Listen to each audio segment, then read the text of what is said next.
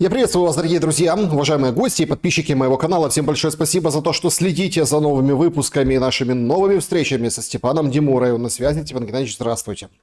Добрый вечер. Друзья, всех приглашаю на телеграм-канал Степана Геннадьевича, всех приглашаю на его лекции, ссылки в описании, все как всегда, все традиционно. Также всех призываю подписаться. Значит, вопросы для финальной части нашего сегодняшнего эфира оставлять можно по QR-коду, они обязательно прозвучат. Также обязательными является такая программа из клуба зрителей в телеграм-канале закрытого клуба «Шелест», а еще, конечно, сообщество YouTube. И в финале чат трансляции. Все традиционно, но чат трансляции имеет еще и возможность проголосовать в нашем опросе. Он звучит сегодня следующим образом. Третий раунд Стамбула будет...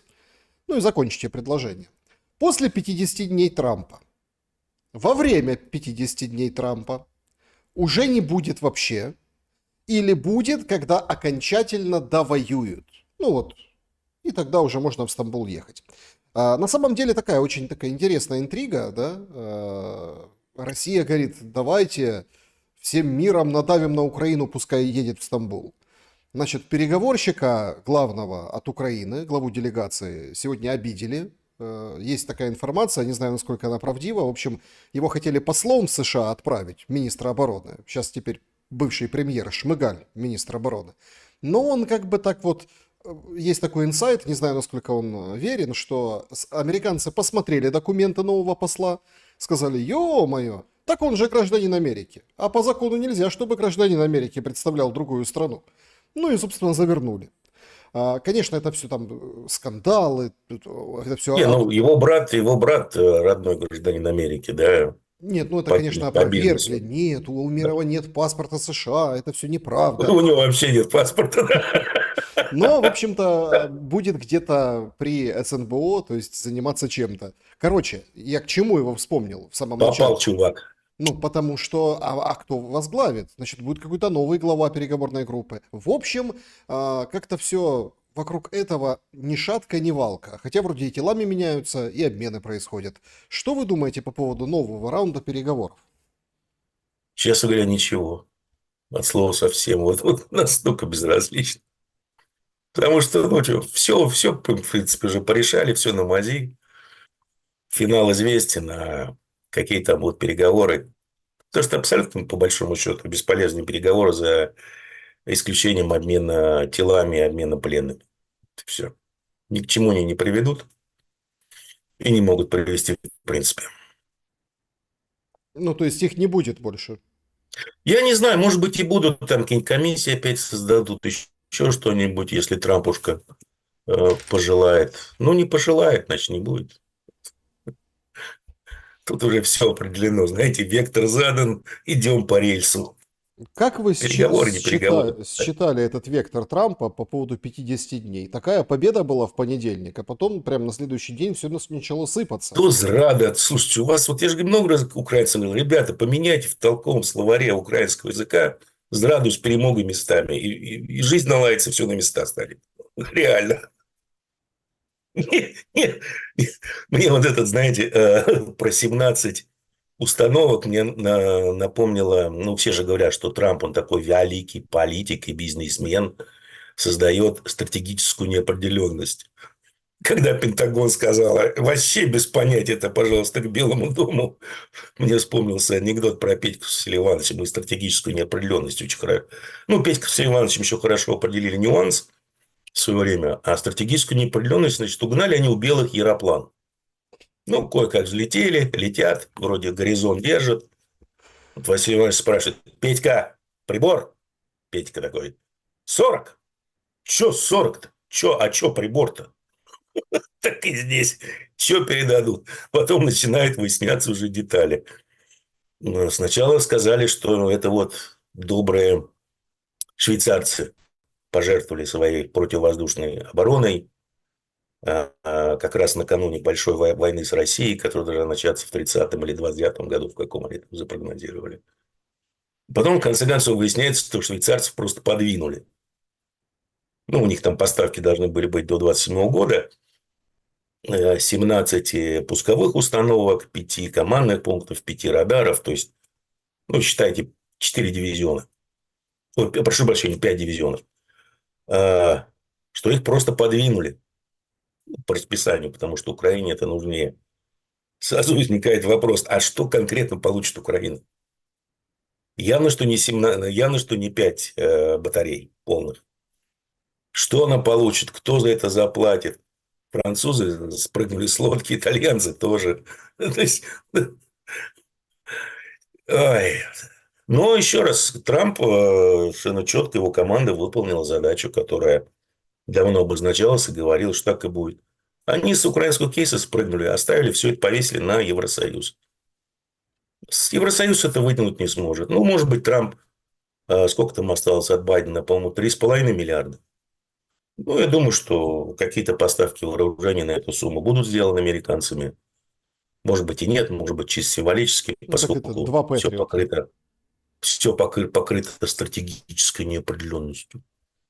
Ну, да, все, Евросоюз, ребята, как говорится, я на гольф, а вы еби. Как, в общем-то, и говорилось, что будет. Но Евросоюз скинули, Евросоюз не потянет. Еще только усугубит свое экономическое и политическое положение. Ну, вот и все. Поэтому все идет своим чередом. А ВСУ практически сливают. То есть, украинскую аферу сливают через ВСУ, как тоже говорилось 2 или 3 года назад, как все будет. Вот этот слив ВСУ путем чехарды с оружием. Слушайте, сегодня Зеленский выдал такую феноменальную историю. Говорит, значит так. Значит, я хочу договориться с Трампом. Мега сделка. Значит, Америка будет покупать у Украины дроны, которые хорошо зарекомендовали себя в бою. В обмен, конечно, у нас там поставки оружия. Слушайте, гениально. Такого еще никто Реально. не придумал. Не, ну, за сколько стоит один дрон? Их, по-моему, в Китае дешевле заказать. Ну, знаете, бывает, знаете, вот у людей, у которых пагубные привычки, бывает так, что они сидят, скажем так, на не очень качественном веществе, а потом приходит чистая партия. Они уже по привычке, там, скажем, не одну, а 2 дозы зафигачивают, и бац, их уносит. Такое бывает. Не, ну реально, ну, Зеленский фонтанирует идеями в последнее время. Он там еще не предлагал какой-нибудь референдум объявить, чтобы стать 52-м штатом или 51-м штатом, нет? Не предлагал. Ну, очень странно вообще визит Келлога смотрится. Оказывается, уехал еще вчера. Ермак запилил ролик о его визите. Побывал везде. Значит, и по детям вот это вот совещание было. И дроны посмотрел, как лепят. Где-то там, да, выставка какая-то. И с еврейцами встретился, конечно. И они ему передали Вот. картину, главный раввин Украины передал картину с изображением Трампа. Ничего не напоминает по поводу картины, там, Трампа. Вот. Ну, научатся у кремлевских. И, и в Бабий Яр сходил, то есть везде был. И в этом ролике он 17 раз с Ермаком и 2 раза, там, 1,5 показали Зеленского. Может, это Зеленского сливают? Да я не знаю, но смотрите, были Во-первых, чисто формально, на мой взгляд, неоконы могут праздновать победу, трансатлантисты тоже, что Трамп, все это теперь его война. То есть, мир через силу, план Келлога одержал верх, Келлог теперь на коне, неоконы на коне, Трамп не смог выйти из конфликта, в нем завяз, это его война, Америка с Европой. Ну да, Америка все скинула на Европу, а Трамп пошел играть в гольф. Ну, классно, да, победа их формальная.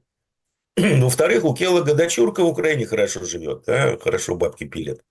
Как, впрочем, еще 2 известных персонажа. Это сенаторы Грэм и Блюменталь. Угу.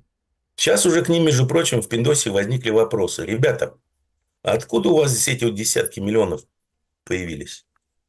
Не иностранное, либо это какое государство на вас оказывает непонятное влияние? Поэтому они как шестерки у Трампа стали. Трамп говорит, давай, качай тему. Качаю тему с 500% санкциями. Трамп говорит, так, все, тормозим, Биль, да, все, на время. Они его тормозят. Поэтому там вопросов много, на самом деле. Вот Келлог что, приехал дочку проведать, счета проверить. Все нормально. Ну и поддержать, разумеется, украинцев в их справедливой борьбе на острие борьбы за демократию во всем мире. Э, Чтобы не сливались раньше времени, грубо говоря. Как вам кажется, вот что будет через 50 дней? Кремль реагирует достаточно ровно. Ничего, ничего, ничего не будет. Ну, будут еще 50 дней, еще что-нибудь Трамп придумает. И... Тут еще раз, понимаете, немного раз говорил, что договорничок на самом деле уже план оформлен давно по Украине. А сейчас, на мой взгляд, Трамп в очень таком неудобном положении, вернее, скажем так, он должен, причем конкретно должен уважаемым людям. Э, Напомним, что Трамп уже однажды уважаемых людей кинул во время выборов в 2020 году, когда он понял, что он выигрывает, там с преимуществом 10-12%. Ему поступил звонок, что, чувак, ты вот будешь выполнять то, о чем мы договорились практически, ты будешь вести ту внешнюю политику, которую повел Байден. То есть жестко разбираться с Россией, жестко разбираться с Китаем, забить на свой изоляционизм, Америкой прежде всего, а вот гегемонить. Он сказал, да пошли вы, типа, я и так тут выигрываю. Что было на следующее утро, мы все знаем, была ступенька Байдена. Ну, и потом его просто слили. Проучили, так сказать. Сейчас то же самое было, потому что с Ираном, вот эта вот бомбежка ядерных объектов Ирана. На третий день израильтяне поняли, что им хана. Они не рассчитывали, они и сами говорили, и потом уже всплывают интересные факты. Они вообще в принципе не могли предположить, что, во-первых, режим не дрогнет, аятол Иран не дрогнет после такого, ну, прекрасно подготовленной, мощнейшей атаки, которая была в первый день. И они не имели ни малейшего понятия, какого качества, в каком количестве у Ирана ракет. То есть Израиль практически стер с лица земли, по большому счету. У них до сих пор бензина нет. Дело уже доходило до генерирующих мощностей. В принципе, следующие должны были быть опреснители воды. С другой стороны, у Трампа большой прекрасный биль на носу. Нужна полная поддержка АЙПАК. Ну, а что Биби нужно? Биби тоже нужно сказать своему народу, вот, смотрите, мы ядерную программу уничтожили, все, всех победили и тому подобное. И был договорничок. Свою часть иранцы выполнили.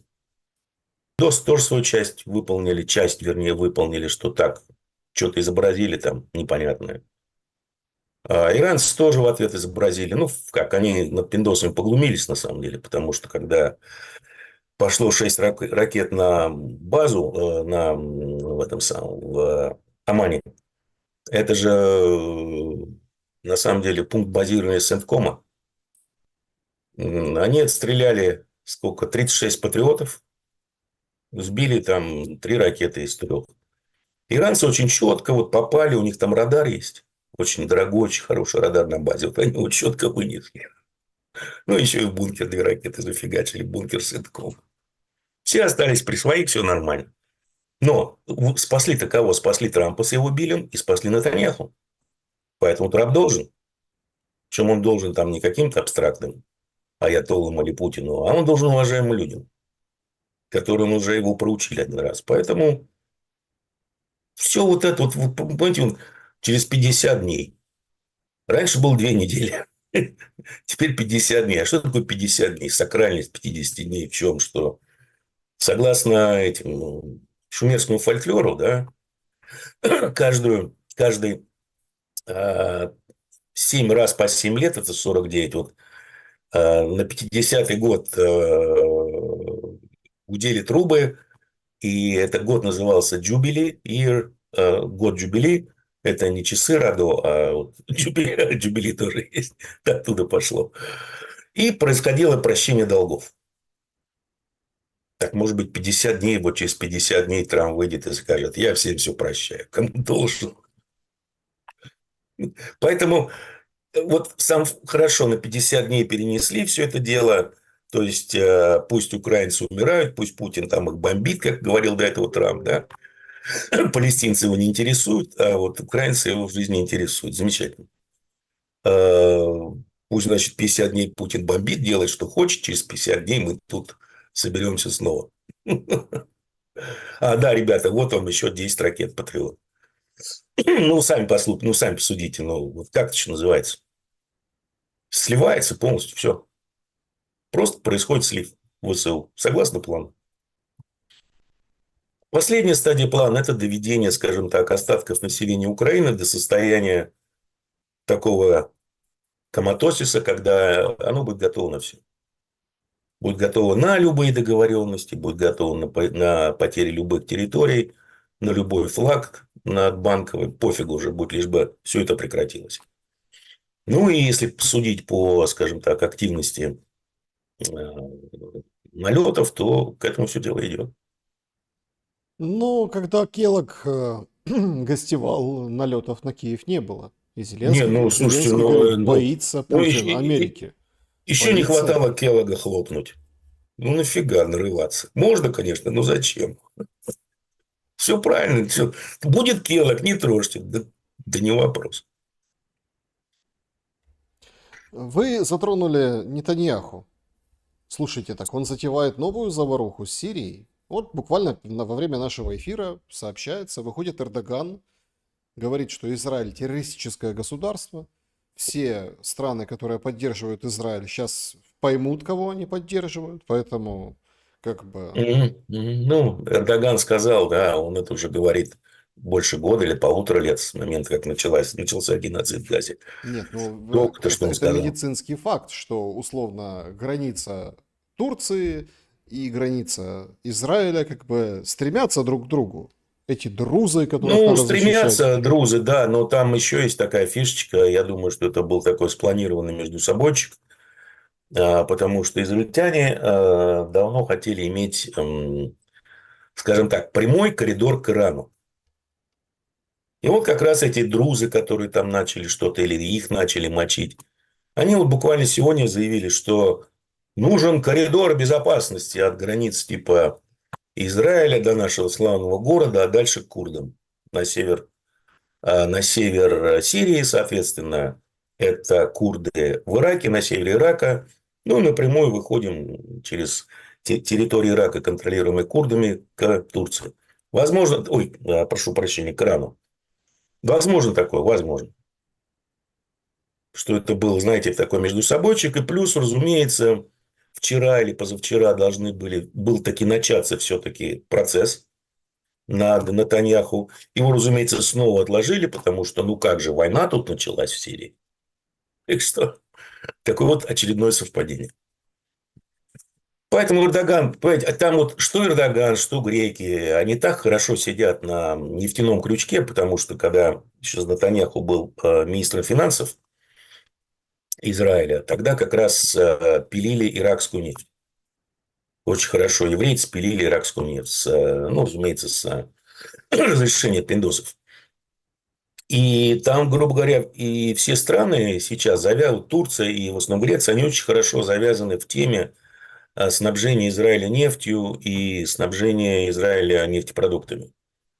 На этом делают деньги все. Израильтяне делают деньги, турки, греки. Поэтому, ну, слова словами, а бабло баблом. Ну, погодите, бомбить президентский дворец и Нет, Министерство нет, обороны, слушайте, ну, в но смысле, они же предупредили израильтяне, совершенно они долбанули по входу в Министерство обороны. Сказали, чуваки, друзы наши тут в натуре вообще, это наша территория, это наши друзы. Это еврейские друзы, это миссерийские друзы. Те не поняли. Ну, что вы хотите, игильчане, им нужно кого-то резать, вырезать и тому подобное. Жизнь у них такая, как у этого Ал-Халани, Ал-Джилани. Ну, у него фамилия, по-моему, второй или третий погонял как раз из-за голландских высот. Он их меняет раз в 3 или 4 года. Ну, он не понял.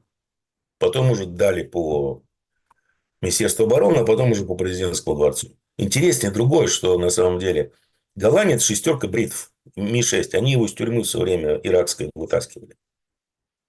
И есть обнародная переписка между Хиллари Клинтон, которая была тогда этим самым госсеком США, ее советником по нацбезопасности Салливаном и британским одним шнырем, который вот как раз был советником Блэра, когда тут был премьер-министром. И вот он организатор всех этих НКО, системы НКО по всему миру, в основном в Средней Азии. И там переписка была, участвовал Ми-6, что мы типа вытащили Голлани из тюрьмы, и теперь эти самые сирийские гильчане работают с нами. Ну и все. И вот актив Ми-6 не слушается израильтян. Странно, да? Поэтому это такое, я думаю, что это между собойчик, который ни к чему не приведет. Ну, разумеется, Эрдоган тут же решил капитализировать на шухере, поднять свой имидж среди исламского общества. Нет, британский след, конечно, это очень интересно в этой связи. Однако здесь появляется какая-то очень интересная деталь. Ведь британцы, они же фактически, несмотря на вот эти, сколько там, 19 лет, да, вот эти ракеты будут поставлять или производить для Украины ПВО. Ну, там какие-то конские сроки просто, 3000 ракет или там 5000 Ну, их ракет. мало производится просто. Не, ну Производственная мощность маленькая. звучит, Да. звучит там прям моща. А глянешь на графики, то это как бы, не знаю, это так, ну, как на когда-нибудь, условно. Ну да, но зато цифра красивая, озвучена. Но британцы тоже не шибко в восторге от предложенного Трампа. Давайте вы будете платить. Они тоже все хотят производить, все хотят заработать на войне. Нет, нет, но еще раз их кинули. Британцев банально с европейцами кинули на бабки и вообще на все. Оцените красоту маневра. Вы хотели, чтобы это стало моей войной? Говно вопрос. Получите. Я готов вам продавать любое оружие за ваши деньги. Но нет, но если даже посмотреть на возможности ВПК Евросоюза и возможности ВПК США, но они несравнимы. Сейчас вообще в Британии стоит вопрос о том, что они могут потерять вообще все компетенции в производстве истребителей, то есть военной боевой авиации. Потому что завод, который производит тайфуны, у него уже нет заказов больше года. Максимум, что они делают, это модернизируют тайфуны. А британское правительство решило отказаться от тайфуна и перейти, по-моему, на F-35. Сейчас вот там шухер пошел, как-то так, деньги должны остаться нашему ВПК, мы потеряем компетенции и тому подобное. Ну и все, в общем-то, что, ну, вот, что, а если они не будут покупать у американцев, что они смогут поставить Украине? Старые тигры? Ну, так вот, ну, системы ПВО, ну, хорошо, там дофига в Европе, ну, не дофига, но достаточное количество Патриот того же, тех же поляков, но они не отдают, потому что же война же на нас. Надо же себя как-то защищать от этого страшного русского медведя. Вот они и попали. Ну, Как вам? кстати, сразу же, да, вот буквально там 3 минуты назад сообщают, что Британия все-таки поддерживает план Трампа по поставке вооружений Украине через союзников по НАТО и намерена принять в нем участие.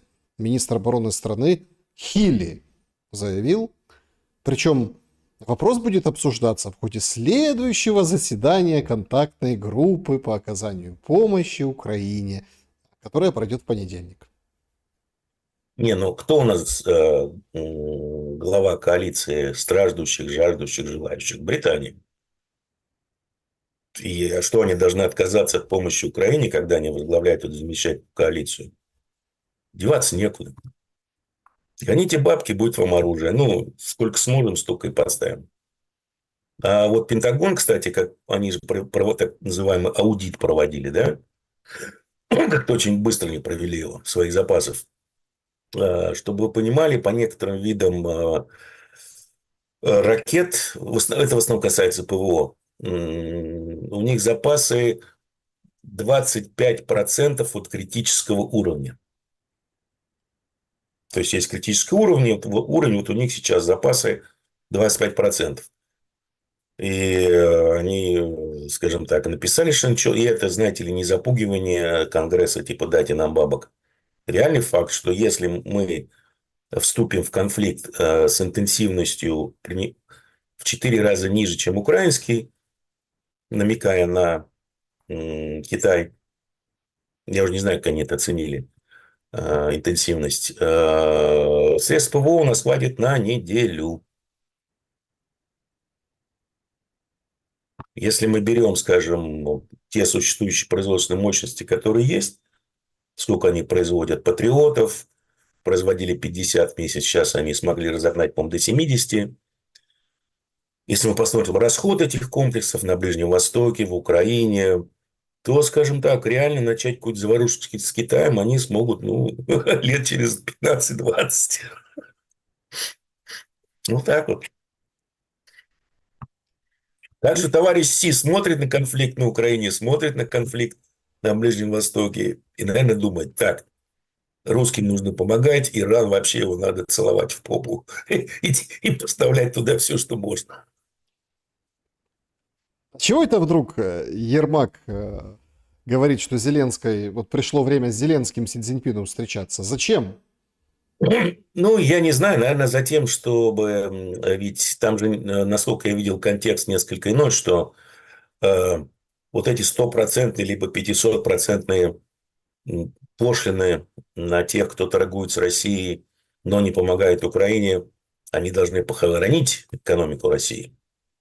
И в этом контексте, поскольку Китай считается одним из главных, что ли, помощников, да, и вообще поставщиков всего и вся, наверное, Зеленский должен встретиться с товарищем Си и обсудить этот вопрос, что Китай должен прекратить поставки всего и вся России. И вообще перестать ей помогать, иначе вот он попадет на такие большие банки. Как раз вот 50 дней истекут, наверное, к моменту, когда какие-то хоть переговоры серьезные начнутся по поводу режима пошлины, вообще экономической ситуации между Китаем и США. Я чуть сильно сомневаюсь, что Трамп в тот момент решит так борзануть. Нет, ну в этот момент как раз встречаются там в начале осени Путин и Си Цзиньпин. Да. Уже объявлено. И Поэтому... самое главное, что, по-моему, Меркурий будет ретроградный. Не, он ретроградный Уже нет. ну, завтра. Завтра. Заднеприводный, да. Заднеприводный Меркурий. Завтра там это что-то до середины августа, что-то такое вроде как говорили. Поэтому там уже выйдет он со своей ретроградностью. Уже выйдет.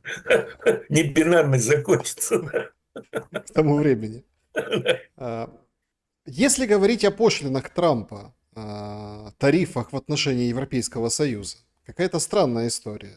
Европа показывает зубы, говорит, а мы ответные ведем. Глядите-ка. 72, по-моему, миллиарда. Вот, пожалуйста. И все такие, ничего себе, Европа вводит ответные пошлины. А договариваться, что до 1 августа не будут? Я думаю, это тоже, знаете, шоу такое. Вот, по большому счету, это все такое шоу для плебса. В основном, я думаю, для американского, что Трамп должен выглядеть таким не тако, какое прозвище ему дали, а вот такой мачо. Смотрите, как я их всех тут додавил. Потому что, вот пока что, например, инфляции в США нет, да, которую вот все кричали, что будет из-за тарифов инфляции. Она, скажем так, очень, как бы это по-русски правильно сказать, эпизодическая в отдельных секторах. По одной простой причине, что кто-то в цепочке производителей, поставщиков и дистрибьюторов пока что в состоянии абсорбировать возросшие расходы. Но это же не может длиться вечно. Значит, рано или поздно все это по цепочке выйдет на потребителя. И чем дольше будет такая ситуация с тарифами, если будет еще дальнейшее увеличение тарифов, то, я думаю, американцам тоже не сладко придется. А европейцы, у них и так с экономикой полный швах. Производства закрываются, выводятся либо в Юго-Восточную Азию, либо в США, например, либо в ту же Мексику. И дополнительные тарифы на их товары. Посмотрите, что происходит с тем же Мерседесом, который прекращает производство отдельных моделей в Европе, начинает их производство в США и тому подобное. Поэтому я не думаю, что будут какие-то серьезные, скажем так, тарифы введены, будут какие-то войны. Я думаю, это все это вот для плебса, знаете, игра на публику, что называется. Не более чем на данном этапе. И потом тема тарифов, она как-то вот на слуху, там какие-то мощнейшие достижения, еще чего-то. Да и давайте забудем про Эпштейна. А Тоже могут что с ним спокойно не отдать так? заложник. Сегодня прокурора уволили, которая этим делом занималась. Сообщили. Ну, сегодня было сообщено. Какая-то странная. А бедный Трамп уже не знает, как откараскаться от этих журналистов, которые... Нефига было эту тему поднимать в предвыборной кампании. Ну, зачем он ее поднимал в предвыборной кампании? Во-первых, там никакого списка нет, да, конечно. Ну что, кто будет в своем уме вести список отдельный? Есть какая-то черная книжка, у Максвелл тоже есть какие-то записи. Но, в принципе, весь список, по-моему, есть два человека, которые отслеживали все суды, поскольку суды были ну, открыты, вся информация, все показания свидетелей и всех остальных и стороны защиты, и стороны жертвы, она в открытом доступе. Там, ну, показания девушек, кому они ездили, куда они ездили, под кого их подкладывали и тому подобное. Там списочек вот такой вот огромный, в принципе, он в интернете есть. Просто одно дело, такие списки или информация, составленная, ну, скажем так, журналистами, которые серьезно этим вопросом занимались. Причем один из них не только журналист, но и достаточно успешный адвокат из Флориды. Запамятовал его имя. А другое дело, когда это официально. Вот ФБР и Минюст говорят, что вот, да, вот эти материалы, вот там так называемый список и тому подобное. Может быть, это с этим связано. Но, в принципе, все это из сети. А почему? Ну, потому что чем занимался Эпштейн? Эпштейн, скажем, свечку не держал, но с большой долей вероятности он работал на Моссад. Более того, с 2008 года, когда ему сильно скостили срок по первому делу, и он достаточно быстро вышел на свободу, есть официальные документы ФБР, что он стал работать на ФБР к тому же. А по большому счету, чем занимался Эпштейн? Основное его дело было какое? Уклонение от налогов и отмывание денег в пользу израильского бизнеса. И я думаю, что просто люди мало перестраховались, и они и так уже обкаканы бегают, что поддержка Израиля в американском обществе резко падает, просто она уже сравнялась. Токсичность, скажем так, Израиля в политическом плане среди избирателей, она уже достигла токсичности Украины. И только что были выпущены часть файлов убийства Кеннеди, где совершенно четко прослеживается, что Кеннеди в основном убрали при помощи еврейской мафии с Брайтон-Бич за то, что он выступал против ядерной программы Израиля и то, что Израиль практически воровал ядерные материалы в США, конечно, с помощью ЦРУ и всех остальных. И тут еще на тебе Эпштейн, который занимался в основном отмыванием денег и уходом от налогов. Я думаю, они просто перебздели, и такая вот получилась идиотская совершенно реакция и Трампа, и его администрации, что говорит лично для меня исключительно об их, скажем так, когнитивных способностях. Так а куда делась минута с записи видеокамеры? Хороший вопрос. Не, но его убрали, потому что вытащили мафиоза, итальянский мафиоза нью-йоркский, который сидел в этой же камере, рядом, что ли, с ним, то и в этой же камере он сказал, что, ребята, повеситься в этой камере невозможно, в принципе, что бы вы ни пытались сделать. Хоть вы практикуйте аутосфиксию, не повеситесь, невозможно. Высоты нет, не на чем вешаться. Ну, убрали его, что, следы замели. Ну, Трамп же мог что-то изобразить более удобоваримое? Или Мог, все-таки... но он не способен, ни он, ни его команда на это не способны. Ну, посмотрите, то у вас генпрокурор говорит, да, это дело лежит у меня на столе. чуть ли не завтра публика узнает всю эту грязь. Тут же происходит разворот на 180 градусов. Да ничего нет, никакого списка нет, никакого дела нет, все замяли. И президент делает тот же Трамп разворот на 180 градусов, и все. Все эти самые ведущие, магаисты, которые поддерживали это дело и до сих пор поддерживают Трампа, тоже делают разворот на 180 градусов. Да, вообще, какое дело Эйнштейна? Вообще, забудьте об этом. Ничего нет. Ну, кто, я не знаю, если бы это, скажем, украинцы сделали, либо кремлевские, я понимаю, да, такой контингент, но это же должны быть, типа, ассы политики. Вот вам уровень, пожалуйста. Все бело... И все сшито белыми нитками, и пошел уже такой флешмоб, что люди жгут мага, эти кепки мага. То есть, падение, на самом деле, популярности и поддержки Трампа, оно мощнейшее, и Стив Беннон об этом вот сказал, а он чувствительная зараза. Недаром он был в 2015 году, по-моему, признан демократами самым опасным политтехнологом. Он сказал на конференции, что это вообще жопа, конечно. Такое падение поддержки среди мага президента Трампа. Ну, Тут не... еще и Лончик бегает с новой партией, то же самое всячески намекает на списки Эйнштейна и тому подобное. Там много чего вылезти может. С тем же Трампом, например. Ну, смотрите, не сказать, что сильно любят демократов. Не любят, нет, просто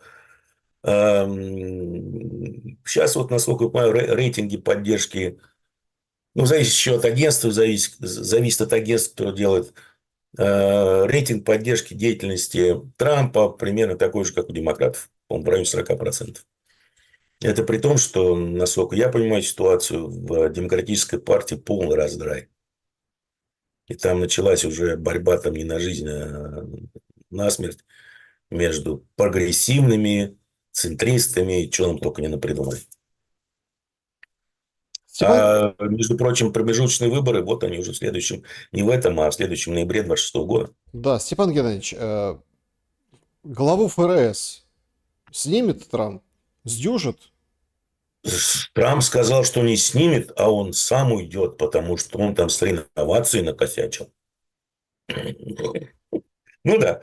Что это? С- Расшифруйте. Насколько я понимаю, Паул делал реновацию здания ФРС. И реновировался, по-моему, на 2 с лишним миллиарда. Ну, то есть это по классике, да, когда там взяли... Я не думаю, что он себе взял, он богатый достаточно человек, еще и торгует при этом, да, между прочим, как и многие главы федеральных резервных банков США. Это тоже, А, кстати, очень, очень интересное наблюдение. Как Сам Трамп с семейкой. В чем проблема? сидят, О, приторговывают, выходят на следующее утро, говорят, надо что-то такое сказать. Раз там все упало, они ну, опа, ну, ну, скупают, ну, ну, потом ну, раз ну, продают, да. да, да, как и семейка Трампа и их приближенные. Но, насколько я понимаю, там вот вопрос 2 миллиарда, причем что-то он там Конгрессу не так сказал, что что-то очень такое виповское установил. Типа потратил деньги налогоплательщиков. У меня сразу вопрос такой. ФРС – это частная лавочка. Причем здесь деньги налогоплательщиков? Единственное, у кого могут быть претензии к нему, это у акционеров ФРС, у крупных банков. Список акционеров – это частная лавочка, инкорпорированная в штате Делавэр. Списки акционеров можете посмотреть сами. К деньгам налогоплательщиков никакого отношения не имеет. Причем здесь Конгресс? То есть дело шито белыми нитками, по большому счету. Если Павел захочет, то может все это послать вперед и прямо. Если он еще не устал. Не устал. И все. А Трамп его уволить не может, потому что недавно было решение Верховного суда США, которое подтвердило эту самую независимость ФРС. Но самое интересное, что Трамп теперь все время говорит, вообще, такой придурок, такой дурак. Кто его мог только назначить? Отматываем на первый срок и смотрим представление Пауэлла господином Трампом. Какой великий человек, экономист Пауэлл. Значит, пока мы тут, Так что, пока мы тут с вами Пауэлла обсуждаем, Степан Геннадьевич, тут, ну, это, конечно, прекрасно, я считаю. Это прям стоит внимания и стоит отметить. Выходит небезызвестный Венс, да, и делает заявление. США не собираются оплачивать оружие для Украины, так как Трамп, в отличие от Байдена, поставил интересы страны на первое место. Все, сказал, как гвоздь забил. Вместе с этим выходит Белый дом и делает официальное заявление. Если через 50 дней в Украине не будет прекращения огня, Россия столкнется с очень высокими тарифами и вторичными санкциями. Страны, покупающие нефть у России, также попадут под санкции. А? Потужно? стратегическая неопределенность, мир через силу. И вот теперь, как понять, это зрада или перемога, я вот пока не знаю. И потужно ли это, тоже не в курсе. Но остается только ржать. Бедные люди, которые воспринимают весь этот театр абсурда серьезно, у них голова поедет очень скоро. Нет, ну Ну, реально. Ну. просто если это представить, ну окей, там санкции против России плюс 100%, ну хорошо. То Нет, есть, это же плюс 100% тарифа на все страны, которые имеют дело с Россией и не помогают Украине. То есть, европейцам можно покупать кровавую нефть, а китайцам нет. нет, ну Ой, китайцы скажут, мы помогаем Украине, смотрите, мы вон там продаем запчасти к дронам. да, да, да. Ну, слушайте, ну это все бла-бла-бла. Не более чем. Ну, в общем, так, лихо, конечно, лихо. Хотел с вами Да. обсудить еще одну очень интересную и принципиальную тему. Значит, она достаточно остро возникла.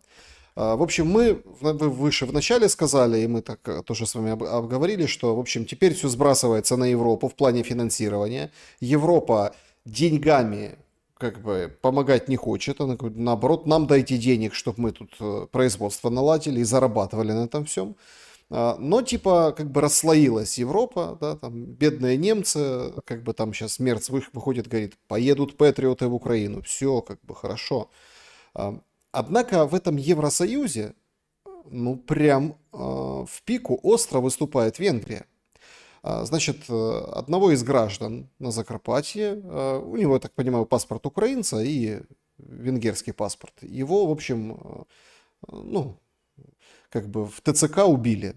Ну, и эту тему подхватывают венгры, Орбан, Сиярта и как бы разносят. Значит, во-первых, митинг был такой поминальный у посольства Украины. Во-вторых, было обещание о том, что значит, мы будем стучаться в Брюссель, чтобы вводить санкции против высшего руководства Украины.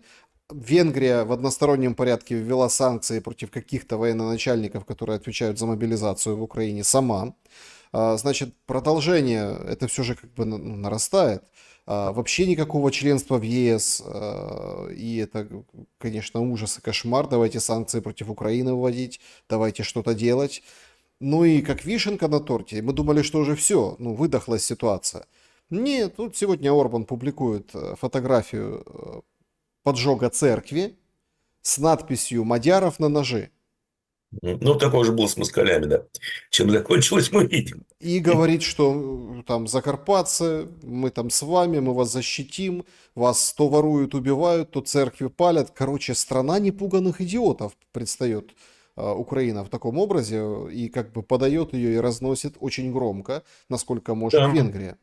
Ну, Далекоиграющий план ну, вы или... знаете, трудно сказать. Я вот не берусь говорить, потому что, по большому счету, мы это уже наблюдали такую ситуацию не так давно. Венгры тоже там, он бил себя в грудь, что я тут весь Евросоюз разнесу. Было какое-то голосование, тоже важное, по-моему, по какому-то пакету помощи или санкционному пакету. И, может быть, года полтора-два. Ну, типа, Орбан вышел покурить, пришел, уже проголосовали, но за это ему дали, по-моему, 5 или 10 ярдов той помощи, которую они заморозили. Если я понимаю правильно, не путаюсь с цифрами, сейчас вопрос, по-моему, о 20 миллиардах евро помощи, которую заморозили. Евросоюз заморозил Венгрии за ее запрет там, а, небинарных маршей, ну, чтобы YouTube, да, не банил, небинарных маршей и всего остального. Поэтому, может быть, просто это, знаете, такая вот политика, что ли, взаимного шантажа, чтобы выбить деньги из Евросоюза. Как только их уровень получит, он успокоится. Есть такая вероятность? Есть. Ну, есть вероятность более такая долгоиграющая, что население венгерской части Украины, бывшей венгерской части, оно подготавливается к тому факту, что венгры скоро будут оккупироваться, у них будет связана оккупация. И венгерское общество тоже к этому факту всячески подогревается и подготавливается. Что если на Донбассе там притесняли русских, то в Закарпатье притесняют венгров. Все. Я думаю, что тут на самом деле и то, и другое. Просто что-то еще рановато вот для определения зон оккупации. Я думаю, что в 26-м это было бы уже более-менее разумным. Сейчас рано. А почему все говорят о 26-м годе? Ну, по всем прикидкам, которые я видел, я небольшой, на самом деле, спец в этом вопросе. Я только вижу, скажем так, реальные цифры потерь, которые от пиндосов приходят, украинцев, имею в виду. По всем прикидкам, ну, наверное, уже к концу 25 года, скажем так, Украина в принципе не сможет восполнять даже половину того, что теряет на поле боя ежемесячно. И начнется очень быстрое сокращение численности ВСУ. Очень быстрое сокращение численности ВСУ. При том, что вся логистика практически, я думаю, уже скоро, в течение там, месяца, наверное, будет перерезана на Восточном фронте. Фронт станет прямым. То есть, ну, уже начались разговоры в украинском сегменте, что Покровск вообще на самом деле никакая нахуй не фортеца. Это так, какая-то деревня непонятная, которую русские не могут взять. Никакого стратегического значения нет. Это значит, что Покровской группировки скоро хана. Соответственно, будет перерезана логистика фронта, и, я думаю, он очень быстро посыпется. И, соответственно, к концу 25 года, я думаю, будут очень серьезные проблемы вообще с личным составом ВСУ. Не столько даже с исполнением потерь, не будет уже никаких резервов, мотивация будет вообще ниже плинтуса. Ну и, соответственно, просто армия перестанет существовать как армия.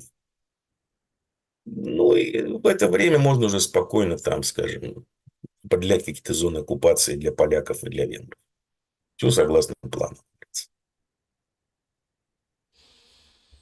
По поводу ТЦК вы так отметили. Сегодня есть такой Златополь в Харьковской области, населенный пункт, ну, город, городок.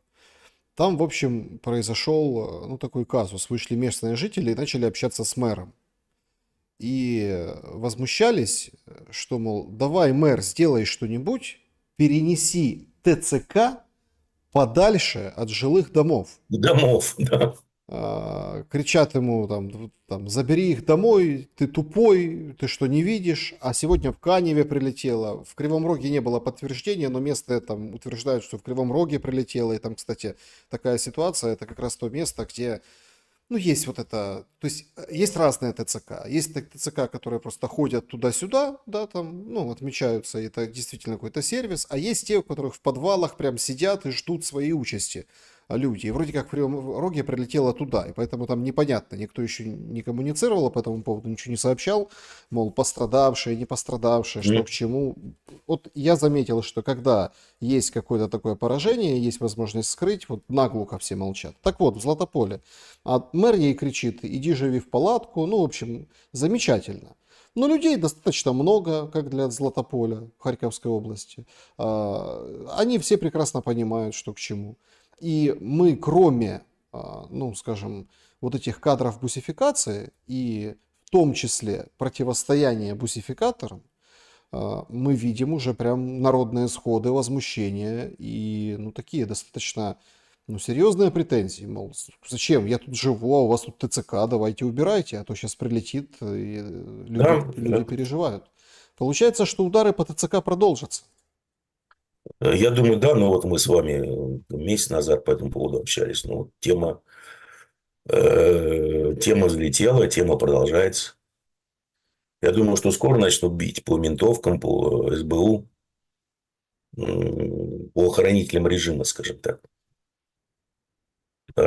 Раскачивать его здесь.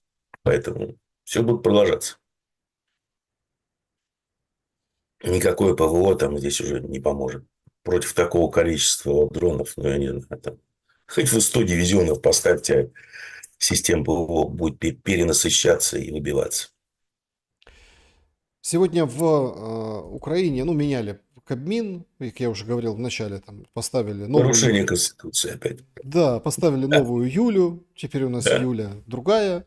Когда-то бухгалтерские Была, курсы у Милованова была Юля закончила. Газовщица, а сейчас кто Юля по специальности? Ну, НКОшница, понимаете, миловановский кадр. В общем, этот человек, который там министром был, который открыто говорил, ну, Киевский институт там экономики у него, говорит, я дебил, говорит, и признаю это. Ну, вот, ну, такой человек. Самокритичен, это Да. достойно уважения, это большая редкость на И самом деле. курсы преподавал, когда по облсоветам, ну, обладминистрациям был период, он ездил, и знаете, чему учил? Говорит, смотрите, вы должны быстрее, ну, условно, потопить соседа, ну, вот в своем отделе. Кто первый сдал, тот и молодец. В общем, в таком духе обучал. То есть такой, Управленец, ну, управленческий консалтинг да, осуществлял.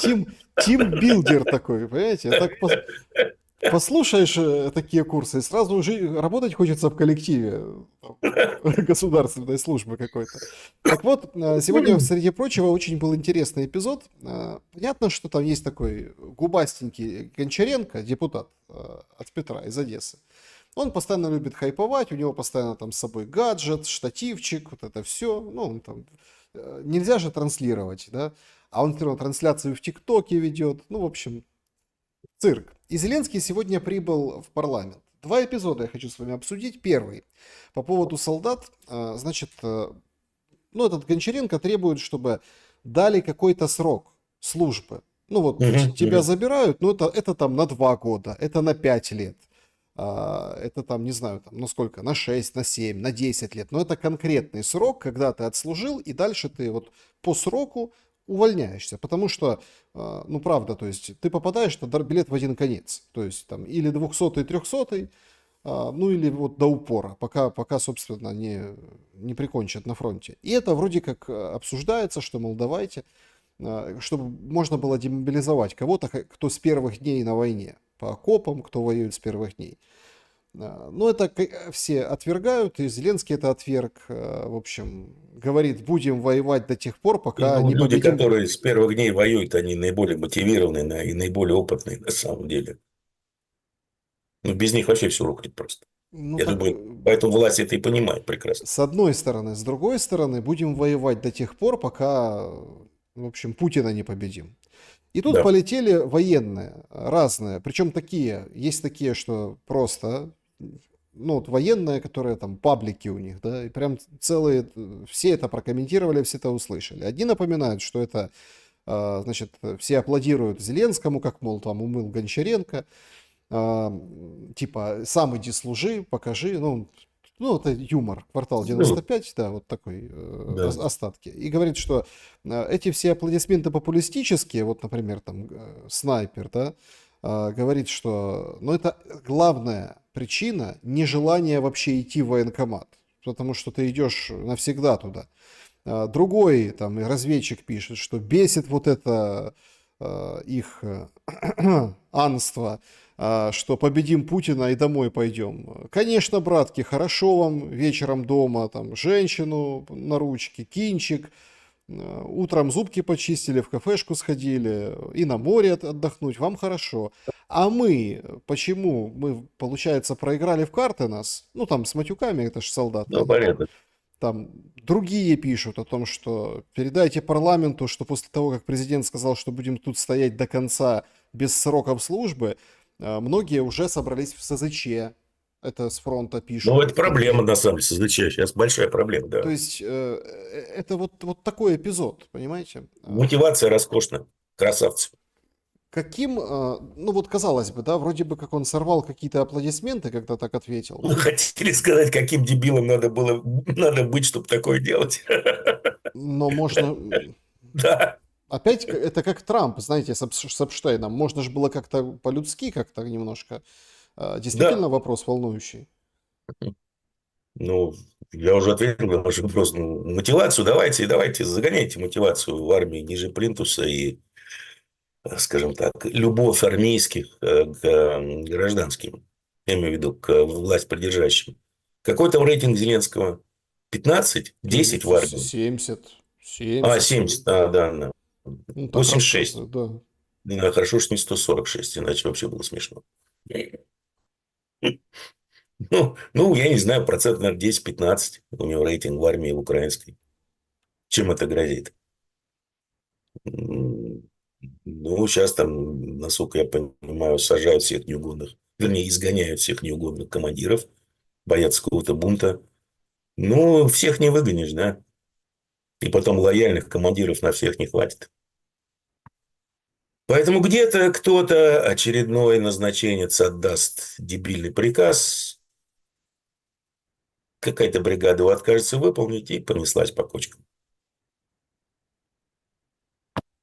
Просто, знаете, когда этот сценарий проговаривался, это выглядит ровно точно так же, как вот удары по ТЦК. Ну, как определенный этап. Многие, кто анализирует, они понимают, что по ТЦК, если побили год назад по ТЦК, хотя уже были бусификации, там какие-то элементы этого всего, вот если бы год назад, это наоборот бы Реакция была бы не такой. Да, смотивировало бы идти в ТЦК и да. дальше воевать. Вот сейчас вовремя, получается, под давление психологическое на народ Украины. Получается, что это тоже придет с каким-то периодом времени, просто мы сейчас не понимаем с каким.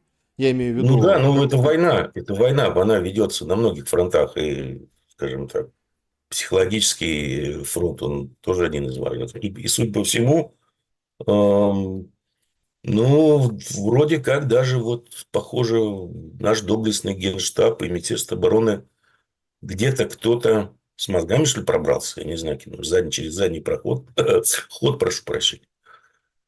Потому что, ну, как-то вот начинают они. Ну, просто вот смотрите, насколько все изменилось, да?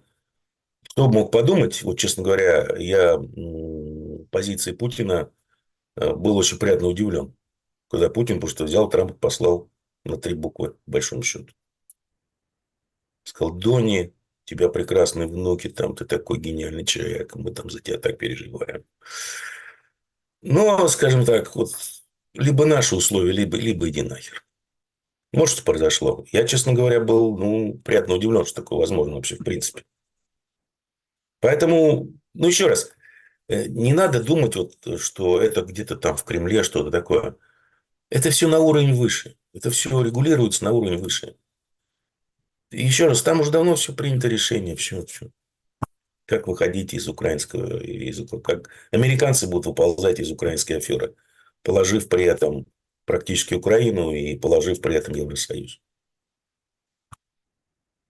Им ничего не остается делать, тем же американцам, потому что, еще раз, в результате той политики, которую они проводили, они бросили Россию в объятия Китая.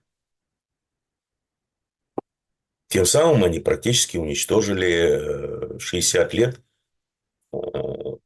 мудрости на политике, которая у них была по отношению к Китаю и России. Заключалась в том, что их нужно держать на расстоянии, иначе мы не сможем контролировать евразийское пространство. Как морская держава, условно говоря. Ну, Британская империя, британская политика. Мы с вами об этом говорили в прошлый раз. Значит, это надо как-то исправлять. Какие-то попытки должны быть сделаны. Ну, вот они их делают, американцы, как могут. да, но если есть такой предначертанный условно финал, то какие признаки этого конца? Я все-таки остаюсь на позиции, что все должно закончиться до конца этого года. Я не, понимаете, может закончиться до конца этого года, если просто пиндосы скажут, поскольку они уже признали на самом начале срока, что посредством Украины ведут гибридную войну с Россией. Если американцы признают свое поражение в этой войне и соглашаются на все условия, скажем так, Кремля, война может становиться очень быстро. Но я очень сильно сомневаюсь, что они на это способны. И это первое. Во-вторых, одна из задач этой войны уже после Стамбуля, от того, как они сделали фундаментальнейший факап в Стамбуле в 22 году, быстро все переориентировались наверху, и было принято решение, а мы можем Европу положить. Вот ее кладут. Говорилось, что должны сбросить Украину на Европу. Говорилось, сбросили. Иначе как сливом в ВСУ, то, что происходит сейчас, назвать нельзя. Говорилось, что будет завершаться через слив в ВСУ. А население нужно еще раз морально подготовить к принятию любых условий. Мы видим, что население движется в этом направлении. Что по отношению к ТЦК, что по отношению к власти и тому подобное. Войну, еще раз, ее можно остановить. Американцы могут стать очень быстро, просто признав поражение. Но они на это не способны пока. И это не нужно никому. Пока что. Европа еще жива, как говорится. Евросоюз еще жив. А, как мы видим, там, противоречия. Даже пусть это, я не знаю, насколько это противоречия глубокие, но чисто внешне Евросоюз выглядит как такой, знаете, разваливающийся карточный домик. Чисто внешне. Не знаю, насколько это глубоко. Я уверен, что достаточно глубоко, противоречия очень глубокие. Я не знаю, как долго протянет Мерц на своем посту. Тоже вопрос открытый. Но то, что европейцам, немцам в частности, начинают парить мозги насчет того, что затяните пояса скорого с Россией, и при этом по опросам общественного мнения всего лишь 15% немцев готовы защищать fatherland. Я не думаю, что немцы будут вообще в восторге от такой политики правительства, что типа сказал, буду нам тут надо затягивать пояса. И социалку направлять на помощь Украине. А экономическая ситуация способствует Европе только тому, чтобы бюджеты резались. Посмотрите на Британию, посмотрите на Францию, на их бюджет, на их бюджетный дефицит, который просто они не могут поддерживать. Значит, будут резать бюджет. Во Франции уже начали. И у французов, у меня сейчас только племянница приехала из Франции погостить на месяц. Она говорит, что, у нас уже тут заставляют и увеличивать рабочий день начинается и тому подобное. Говорят, что, увы, с бюджетом такая проблема. Так у французов возникает вопрос, какого черта тратить деньги на тех же арабов и на украинцев. Еще непонятно на какой-то НАТО. Зачем нам вообще воевать с Россией? И все. Ну, Поэтому какие-то политические такие, знаете ли, брожение Говина, есть. И оно выражается в Германии, например, это популярность EDF, а в Британии это популярность Фаража, или как правильно говорить, Фараж, он Нил Фараж, по-моему, его партии. Проблемы начались в кабинете Тори, причем серьезные. Вопрос один и тот же. Бюджет. Мы не собираем столько налогов, мы их увеличиваем, экономика замедляется. Там вообще идиоты сидят. Да. Кривой Лафера никогда не слышали. Что делать? Резать но зато социалку? знаете, какое решение готовят в Британии? Голосовать с 16 лет. А? Да? Да, с 16. Ну, чтоб этим же начухать можно детям про светлое будущее. У них вся жизнь впереди. Можно. Да, можно. Вот. Но как ты поле не квантуй, говорили у нас в физтехе, все равно получишь поле. Поэтому вот это политическое брожение Гомина на уровне, скажем так, электората, оно начинает выливаться уже в конкретные политические действия, которые, мягко выражаясь, не способствуют единству брюссельской бюрократии. И потом, даже если посмотреть на ту же фон дер Ляйен, на всех этих Калласов, Бербоков, на чем они пришли, на какой повестке? Зеленый. Зеленая повестка. Бабло выделяется на зеленую повестку, соответственно, мы идем во власть. Мы тут все короли, у нас куча бабла, сейчас вот зеленую повестку забабацаем. Ее больше нет, она рассыпалась. В пух и прах зеленая повестка. Пугали всех, тогда все должны были объединиться вокруг борьбы с изменением климата. Уже они не могли определить то ли похолодание, то ли потепление с изменениями. Хорошо, замечательно, прекрасно. Нет их больше, этих изменений. Трамп их канцелировал в том числе. Нужна какая-то идея. Русские. Ну, и если все вот этот шум убрать от изменений климата, которые должны были объединить всю Европу под единоначалием евробюрократии Брюсселя, перешли к подготовке к страшной войне цивилизаций с русскими. Это все, на мой взгляд. Ну, еще жалкие попытки, скажем так, как-то, что ли, перезапустить или начать новый бизнес-цикл посредством накачки ВПК. Ну, как мы видим, не особо получается и не получится. Денег нет, как говорится. Значит, друзья, пожалуйста, поставьте лайк. И очень прошу, ну, сейчас вообще лихие такие времена происходят со всеми соцсетями, со всем на свете. Поэтому проверьте, подписаны или нет. Если подписаны, это означает, что мы не потеряемся. И причем мне там уже приходят сообщения, что там очень интересно делается. В общем, там тебя могут отписать, а ты даже не знаешь об этом. То есть, ну, какие-то такие. Очень интересные метаморфозы происходят со всеми соцсетями, и с Ютубом в том числе. Поэтому Да, проверьте. делают зеркальную копию твоего аккаунта. Да, И да. дело даже не в копии, просто тебя система отписывает, ну, каким-то образом. Ну, и люди приходят, говорят, подождите, так я ж ваш Ну, подписчик. неблагонадежный ты, неблагонадежный. Вот кто-то борется с законами с этим, кто-то вот так вот через соцсети. Да, поэтому, друзья, подпишитесь, поставьте лайк и напишите, что думаете, пару слов в комментариях. Это обязательно, это важно и нужно. Нужно всем нам. И, конечно, милости прошу к Степану Геннадьевичу. Доголосовывайте, пожалуйста. Сейчас будем подводить итоги в нашем голосовании в чате трансляции по поводу 50 дней. Ну, тут из интересного, значит, одну тему сейчас обсудим. Просто тут приходят новости, что Нетаньяху заявил Трампу, что удар по католической церкви в Газе была ошибкой. Белый дом заявил, представляете? Ошибка, ошиблись. Не, ну потому что его вздрючили за это, потому что это был удар по католической церкви, священнику, со священником, который предыдущий папа римский разговаривал каждую пятницу по телефону. И это была, скажем так, последняя капля, чтобы поставить скажем так, запустить решение еврейского вопроса. После этого начались известные события через некоторое время с Ираном.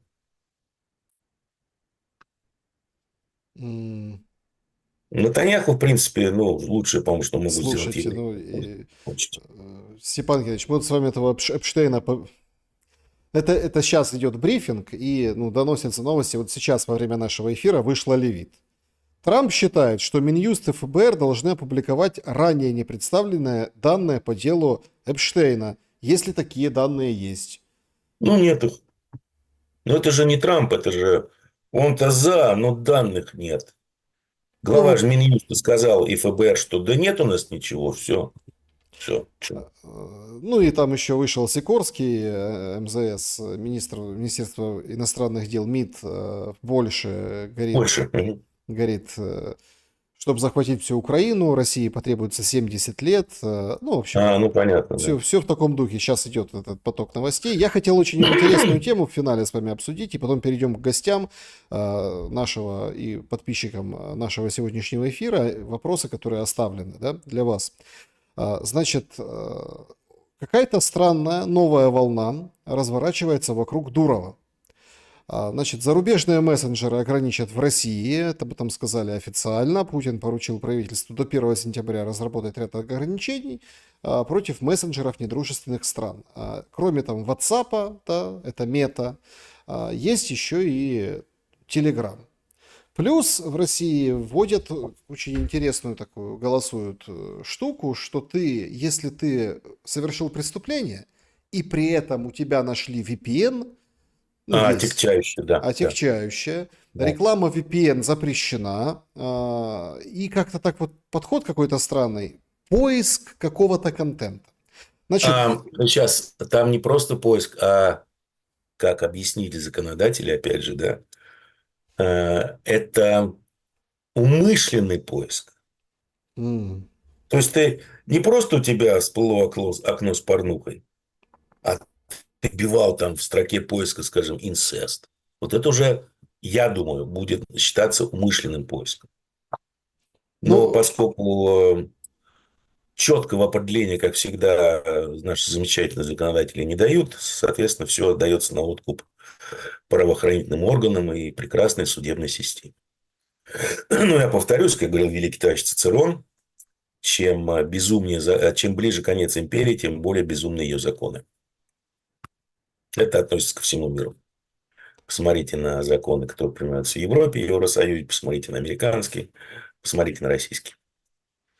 ну, концом пока не пахнет, на самом деле. И, как А говорится, конец, он, знаете, он всегда так из-за угла, так, опа, ты кто? Я? А что такой жирный? Я не жирный, я полный.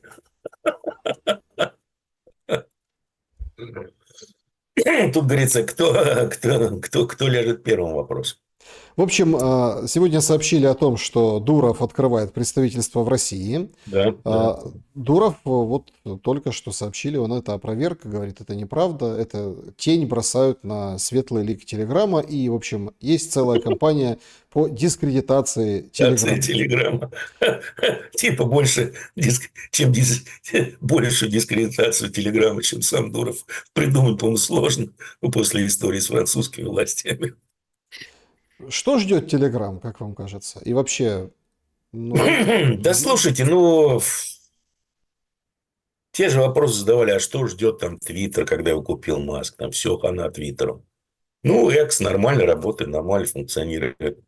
Телеграм, я думаю, тоже, потому что, ну, я всегда считал, что Телеграм – это чекистская лавочка. Меня было тяжело переубедить, и, в общем, так оно, по всей видимости, и было. Ну, теперь к этому сервису имеют доступ все, скажем так, спецслужбы, уважаемые спецслужбы мира. Ну и что? А меньше людей стало пользоваться Телеграм? Нет, аудитория Телеграм растет. Я, скажем так, эту тему не особо не отслеживал, но иногда говорили эксперты, что вот у Дурова слишком мало идей по монетизации Телеграм. По всей видимости, он эти проблемы тоже решил. Поэтому, ну, как была помойка, так она и останется, и будет жить и процветать, я думаю, Телеграм. да, значит, друзья, подведем итоги нашего сегодняшнего вопроса. Третий раунд Стамбула будет, и была задача закончить предложение, вот как вы закончили. По 14% после 50 дней Трампа, во время 50 дней Трампа. 27% считают, что уже не будет третьего раунда Стамбула, а 45% будет третий раунд, когда окончательно довоюют. Спасибо большое, 10 тысяч голосов мы получили. Что скажете, Степан Геннадьевич? У меня нет мнений по этому вопросу. Реально, это такой, на мой взгляд, второстепенный вопрос. Реально. Здесь я ничего сказать не могу. Переходим к вопросам. Режим Блиц, пожалуйста, непосредственно, так сказать, из клуба, закрытого клуба зрителей, а потом сообщество YouTube и чат трансляции. Дмитрий, вопрос Степану Димуре. Степан, расскажите про фондовый рынок Украины. Насколько мне известно, сейчас он переехал в Польшу, но, насколько мне известно, произошел он от российской ММВБ. Что вам известно про это? Спасибо вам за ответ. К сожалению, ничего. Никогда не интересовался. Ничего не могу сказать. Мгм. И, может, вы в курсе, как А. МАУ, Международная авиалиния Украины, обанкротили, куда делся авиапарк, лизингодатели Нет. забрали авиапарк, как вывозили, Не пилили знаю, по не частям. знаю, не знаю. Это Ну, вопросы к сидельцу известным. ну, На эти вопросы уже давно есть ответы у ФБР. Поэтому у ФБР материалов на несколько пожизненных. ну и плюс тоже, да, вот показали героически, как взлетает Руслан в Украине, там небо же закрыто, а он Да, взлетает да, и да. летит, и все так восторгаются, музыку пафосную наложили. Люди, он летит в Германию зарабатывать деньги, возить грузы. Кто-то Да, будет получать за это деньги. деньги. Ну, Да. то есть, Но не вы. Но не вы. а все так, Вы еще останетесь должны. все так радуются. Руслан летит. Ну, понятно, что опять, понимаете, вот мы приходим к тому, что я вот помню, все же как радуются вот в Украине. Вот, смотрите, А в российском сегменте интернета, насколько я так посмотрел, я даже на новость внимания обратил, просто кто-то прислал, идет среди патриотов такое обсуждение. Запад это так. Российские спецслужбы проворонили, его не грохнули, этот самолет. Знаешь, каждый помешан по-своему. нет, я к чему? Я к тому, что вот украинцы, понятное дело, соскучились за этим всем. Все, ну, имеется в виду авиаперелетами, авиасообщением, ну, как ни крути, оно было на каком-то уровне. И когда вот, простите, все же смеются, вот смотрите, дроны полетели украинские, и там сорванные рейсы, ну, в России, по всей России, Да, да, да, да. вот этой части. А, а теперь уже приходит осознание, подождите, так у нас вообще никаких рейсов нет. Может, надо, как россияне, то есть есть угроза, вы же знаете, что пошли запуски, Да, все, да. прикрыли План ковер, все сообщение, приземлились. прикрыли, все приземлились, все, сбивают. Ну, так хоть, может, жизнь будет, ну, идти своим чередом. Ну, тут уже об этом Да. говорят. Тем более есть Да, вообще, флаг поменяйте над банковой. Все у вас будет. этот аэропорт Ужгород, там лететь до неба Евросоюзе, там сколько, 20 секунд. Значит, вопросы из сообщества YouTube. Поехали. Добрый вечер, одессит. Степан Геннадьевич, когда приблизил Трамп к себе Илона Маска, вы как-то в эфире сказали, что это продлится 2-3 недели. Вы ошиблись, продлило немножко больше. Но скажите, Нет, нет, я не мог этого сказать. Я сказал, очень хорошо помню, сказал, что я даю Маску 6 месяцев. откуда вы знали, что Трамп будет мочить Маска? Вы так хорошо знаете Трампа или Илона, или просто знаете, как происходят дела в Соединенных Государствах Америки? Спасибо. Треть. Людмила, Степан, вы считаете реальным введение 100-500% пошлин Китаю, Индии и Бразилии, если США с Китаем ничего не смогли сделать? Какой смысл? Нет, нет, Какой самый, нет, нереально. какой самый тогда плохой сценарий? Спасибо, берегите себя. Вы знаете, я думаю, что самый плохой сценарий, который будет возможен, это введение, даже я всегда говорил и повторюсь снова, что страшны не сами санкции, а страшно безукоснительное соблюдение выполнения этих санкций. Санкции введено там, ну, я не знаю, по-моему, кто-то считал, что 10 тысяч, что-то такое. Ну, сколько из них выполняется? Сколько? Потому что кровавая нефть и газ спокойно идут в Европу, да. Британцы там вообще, они самые хитрые, самые борзые. Если там, скажем, добавить, по-моему, 1/20 часть кошерной либо халяльной нефти, то кровавая становится кошерной, халяльной и тому подобное. Нефтепродукты, ладно, раньше закупали в России, теперь закупают в Индии, например, которые делают с российской нефти. Потому что невозможно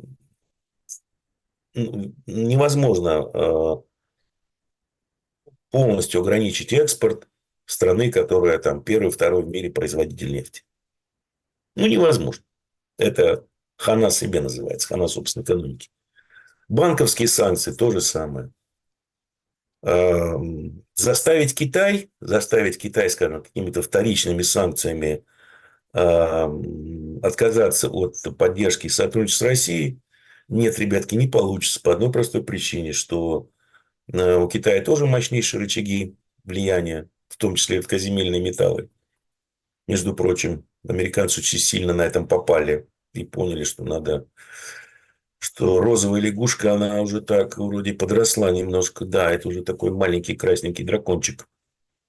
А во-вторых, скажем так, сейчас сходят слухи, что китайцы заявляют, что типа мы не дадим проиграть России, потому что если она проиграет, возьмутся за нас. Чисто исходя из здравого смысла, из геополитического расклада, Китай всячески заинтересован в продолжении войны в Украине и всячески заинтересован в возобновлении войны между Ираном и Израилем. Поэтому он не будет на самом деле идти на все эти вторичные санкции и тому подобное. Он не будет оказывать никакого давления на Россию и на Иран. Вы думаете, что сейчас они активируют snapback, как по-русски, snapback, мгновенные санкции на Иран за, скажем так, то, что он якобы не соблюдал, не соответствовал программе МАГАТЭ наблюдения, да? Это значит, все члены ООН, страны должны снова вернуться к тому санкционному режиму, который был до 2015 года. Я думаю, и Россия, и Китай, и Пакистан, они просто пошлют всех раком. Все, скажут, ребята, что можете сделать? Ничего. Здравствуйте. Скажите, пожалуйста, как вы думаете, что будет с Молдовой? Черт, я думаю, что они пытаются взорвать Молдову. Потому что, насколько я понимаю, Санду, ну, никак не она, а она просто говорящая голова, кукла тупая. Практически зачистили политическую оппозицию. Насколько я понимаю, но могу ошибаться, решили вопрос с электроснабжением страны, с газоснабжением страны. Поэтому они могут попытаться решить вопрос с Приднестровьем. Зачем, там, как раньше говорили, ударить по лицу Путину? Ну, ребята, вы что, в детском саду, что ли? Ну, могут взорвать, да, типа, вот мы сейчас тут.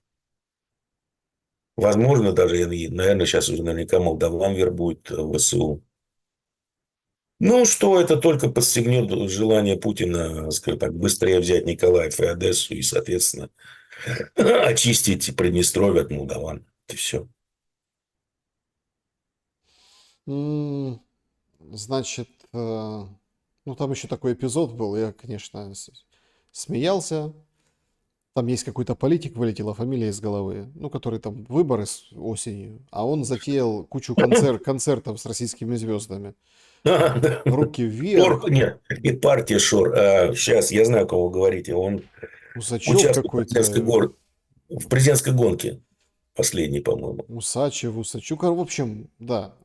И он, говорит, руки вверх привез, говорит, согласовывать надо с Ермаком приезд этих звезд. Все обалдели, конечно. Причем здесь Ермак? Ну, не, понятно, что он когда-то занимался звездами, юридическим сопровождением.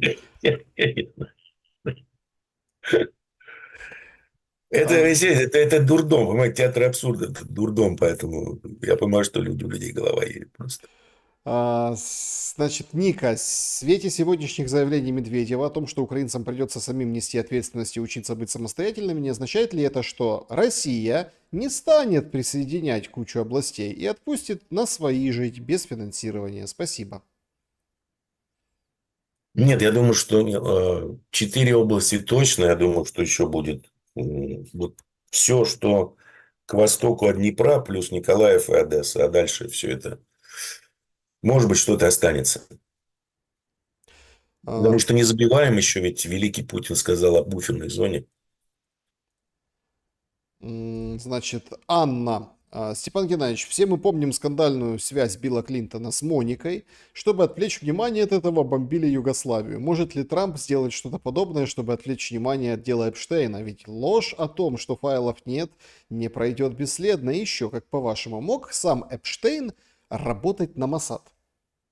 Я вот уверен, что он работал, потому что он занимался, еще раз, его основная задача была, во-первых, он свою империю не создавал, он уже пришел на готовое место, это уклонение от налогообложения и отмыв денег для еврейских бизнесменов и для Израиля.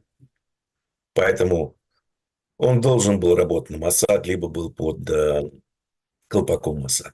Очень чувствительная просто тема. А что касается Моники Луинской, то на самом деле это была спецоперация предвыборного штаба Клинтона. Все. Почему? Потому что по всем опросам общественного мнения Клинтон проигрывал выборы. И единственное, где он мог набрать очки, это в популяции брошенок и, как их называют, одиноких женщин. Мгм. И была разработана такая, в общем, гениальная операция с Моникой. Скандал такой был разработан. Скандал был рассчитан на то, что вот Клинтон такой, ну, нехороший человек, в общем, изменяет жене с какой-то шиксой непонятной. Хиллари его простит. Был расчет на то, что вот у многих этих женщин в этой популяции они когда-то кого-то не простили, поэтому остались без семьи и тому подобное. А вот Хиллари им покажет, что нужно уметь прощать даже вот таких мерзавцев, как Клинтон. Что вы думаете? Сработало. 100%. И Билл Клинтон сделал что? Выиграл президентские выборы. Эта история мне была рассказана человеком, который был одним из мозгов этой операции. Так что, ой, все на Да. самом деле далеко не так, как вам кажется. Так, значит, России надо согласиться на обмен прахов воинов Великой Отечественной со Львова на пленных ВСУшников, но только с условием, что и прах деда Зеленского отдадут. Как считаете? Пофигу, вот реально. Ну, то, что творят украинцы, это уже даже не кощунство. Это за гранью. А потом они удивляются, а нас за что? Вот за то. Нет, ну обмен, конечно, из Не, ну 355 лежат тел. люди прах, ну слушай. Просто вот, украинцы вот реально такой странный народ, уникальный, я бы сказал. Вот все соседи желают их замочить. Ну, не уникальный, есть еще один такой народ. Ну, вот, да. Вот задумайтесь об этом, украинцы. Есть еще один такой народ, да, с поляками такое, да, Со всеми. Венгры, румыны, поляки, русские. Кто там еще у Не, них? белорусы нормально, спокойно относятся. Белорусы нет. Ну, да, белорусы, да. Ну, белорусы, да. У них картошка. У них все хорошо. Значит, Степан Геннадьевич, а как бы вы устроили Мага дефолт соглашение Плаза 2.0? Роман спрашивает. А, Я, Роман, вам так скажу, что поздно мане пить боржом. Здесь же ничего не сделаешь. Мгм. Дефляционный коллапс нас ждет. Петр Скоморохов. Степан Геннадьевич, власть всегда антагонистична социуму. По определению, да. Потому что власть – это аппарат насилия над индивидуумом.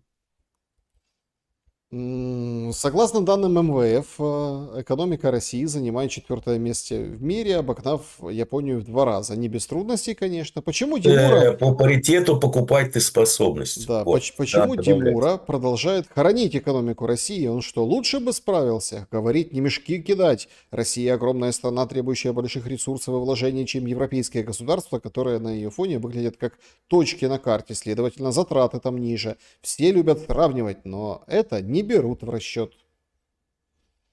Интересно, человек сам-то понял, что написал. Ну, ладно. А, По паритету покупательной способности. Я вот всем этим экономистам и пропагандонам всегда предлагаю. Ребят, давайте я у вас доллары куплю по паритету покупательной способности. Ни одна сволочь не продает. Представляете? Не хочет продавать. Ну, если вы говорите, что это такая реальная штука какая-то, не абстрактная. Ну, а все эти сказочки, знаете, я уже много-много лет своей жизни потратил, объясняя людям, что это за сказочки, но не до всех доходит. Подождите месяцев 6 годик, и вы посмотрите на экономику России, так сказать, иного угла зрения. Придется посмотреть. Вопрос, Степан, чат-трансляция. Вы часто ставите под сомнение когнитивные способности Трампа. Как в таком случае относиться к профициту в США Впервые Чего? с 16 года. Очень просто. До этого был мощнейший дефицит. Все. Почему? Потому что все боялись диких тарифов Трампа и все закупали, все импортировали. Соответственно, импортировали очень много. Вот мы получили. Впоследствии что? Профицит. Посмотрите на импорт просто. Так, Ферзь Алиев. Уважаемый Александр, очень прошу вас, пусть Диму расскажет свое мнение о последствиях для Азербайджана, а также для России вот этот обоюдный конфликт. Ну, я уже в прошлый раз высказывал в нашей прошлой встрече, что на самом деле этот конфликт взялся не на пустом месте, и он далеко не исчерпан. И на самом деле у Азербайджана сейчас мощный еще конфликт с Ираном, потому что Азербайджан всячески поддерживал Израиль во время 12-летней войны и делал вещи, которые просто нельзя делать. Поэтому, думаю, конфликт будет продолжаться, и за этим конфликтом опять же стоят те же бриты, те же турки. Просто Алиев очень сильно, на мой взгляд, просчитался, когда, например, ему с Ираном сказали: чувак, не дрейф, режим Айтол сейчас вот рухнет буквально там за день, за два. Иран превратится в Сирию, а ты сможешь взять там, скажем, Южный Азербайджан, то есть северные территории Ирана, которые заселены в основном этническими азербайджанцами. Ну, не сработало, а дело-то уже сделано. Поэтому я думаю, что у Азербайджана сейчас такая ситуация очень-очень не то чтобы шаткая, а очень неприятная, потому что может получить удары с двух сторон спокойно. Вас спрашивает, настойчиво, причем спрашивает Владимир Студеникин. Степан Геннадьевич, а кто убил Джона Кеннеди?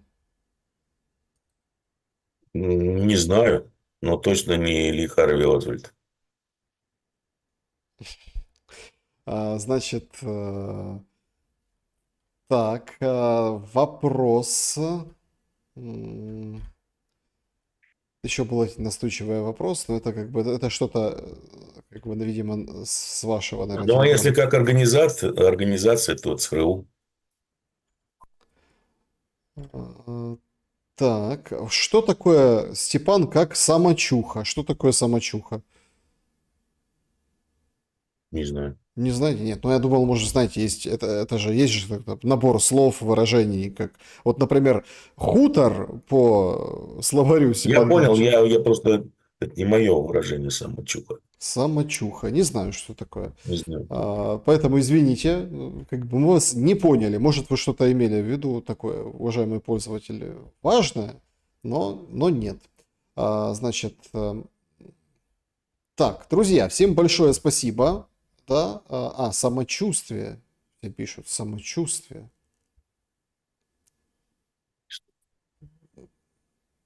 Смотрите, наше самочувствие сейчас улучшится, если вы поставите лайк, Да. подпишитесь и дождетесь Вот так следующей оно ровно. Мы чилимся. Да, чилимся.